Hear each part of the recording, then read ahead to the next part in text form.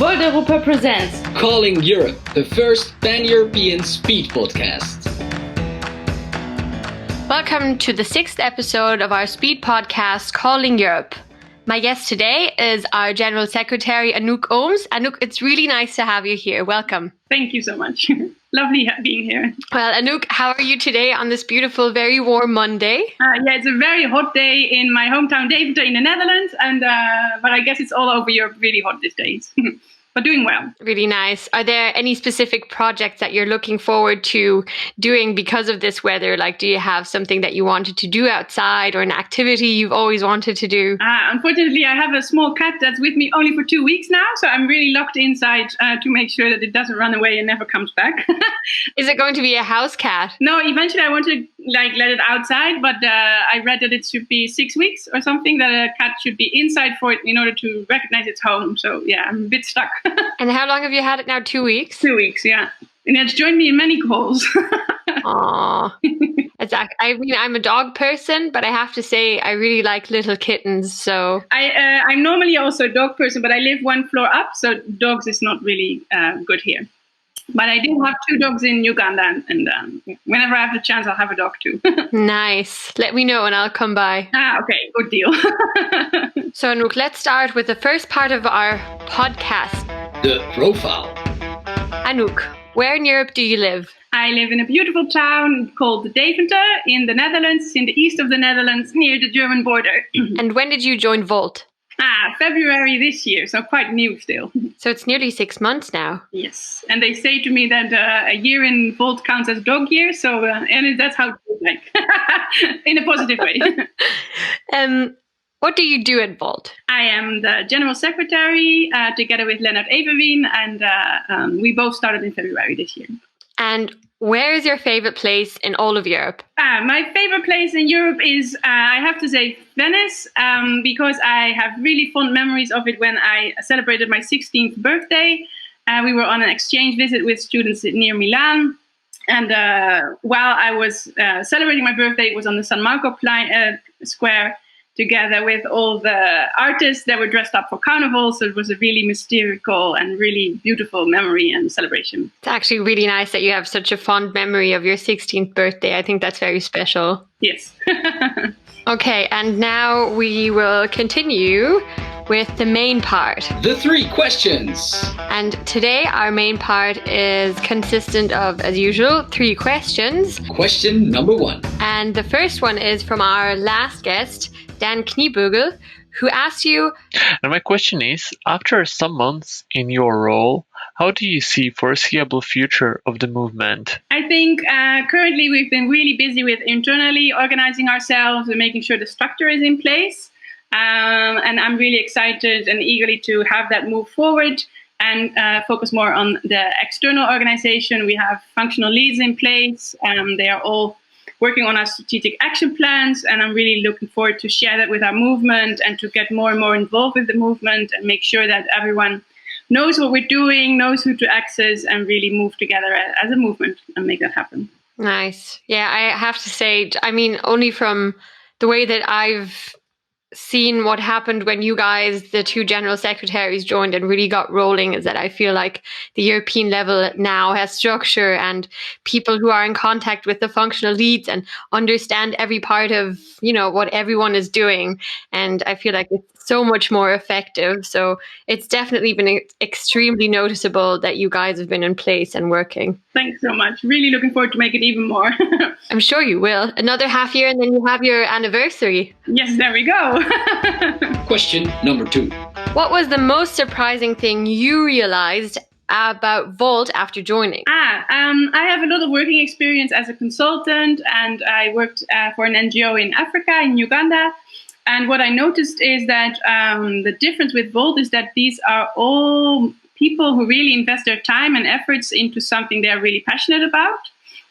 And with that, it creates a whole different dynamic. So in normal positions, you always have someone who is doing it because they need to earn money or are in a position way too long and don't see how to get out of that. And that's completely different within Volt, where everyone makes that conscious choice. And so that's really a positive vibe and really a lot of energy and really a big commitment to move forward. So it makes me really happy to work with that. And at the same time, also very conscious of the fact that we need to make sure that people stay committed and we don't overdo or burn out the efforts of everyone made. Yeah. I think that's such a fundamental challenge that we're now probably coming across with, on the one hand, wanting to professionalize, which means that some people who, for example, when you have full-timers, can do so much more than volunteers, and potentially that could drag like the volunteers' motivation down because maybe what they're doing doesn't feel as significant anymore. Or I definitely think that's a real challenge we're coming across, but I hope we can figure it out. Yeah, we will. And I think it's really important to, we need people to work full time because then we can really develop more and move forward. But it doesn't mean we don't need volunteers, and they are still, to me, equally as appreciated. But we need to make sure that that's also how they feel and how they are treated. But I really liked your, we will. Definitely. Yes, we will. Yes, we will. Question number 3.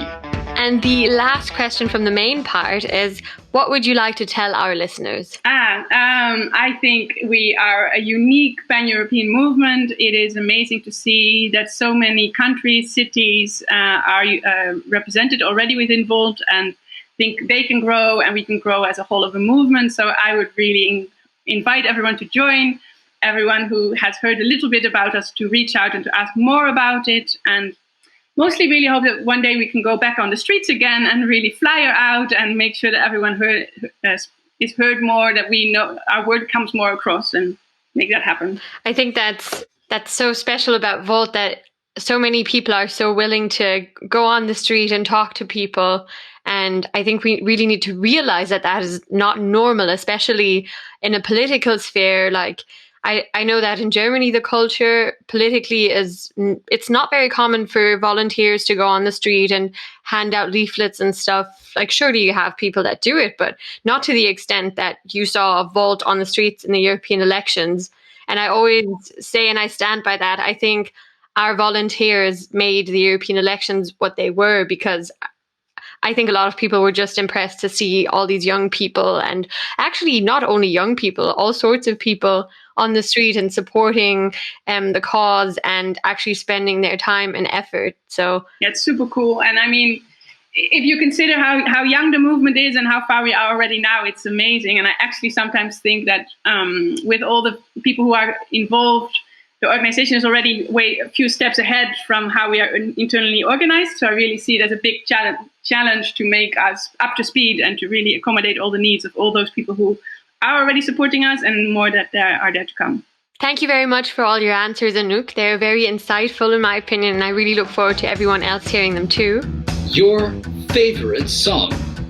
You know that we have the Spotify playlist. And Anouk, which song do you want to put on the playlist? Which song do you want all our volunteers to hear and think of Anouk? I would want to have A Sky Full of Stars from Coldplay added.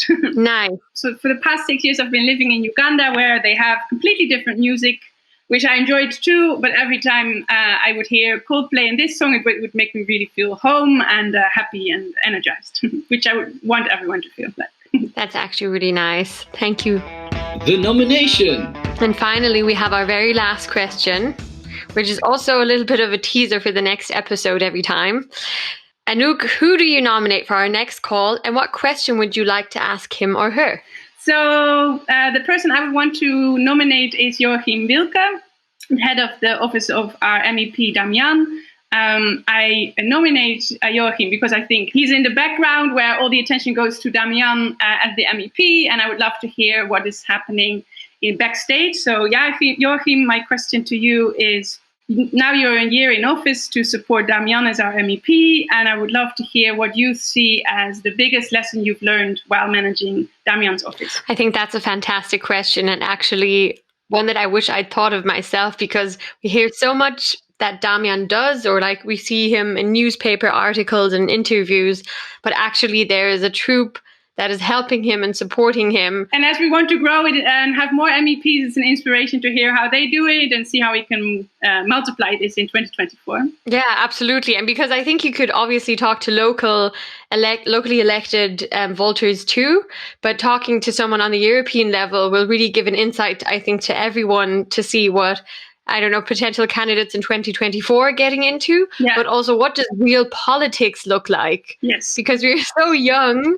that having someone who's doing real politics full time is actually still so novel, I think. Yeah. What did we actually sign up for, right? Thank you very much for joining, Anouk, and for taking the time. This was really interesting. I look forward to our next episode. Anouk, take care. Bye-bye. Thank you so much, Eileen, for this really honor, and looking forward to the upcoming episodes too. Thank you. That was Calling Europe, a production of Volteroma.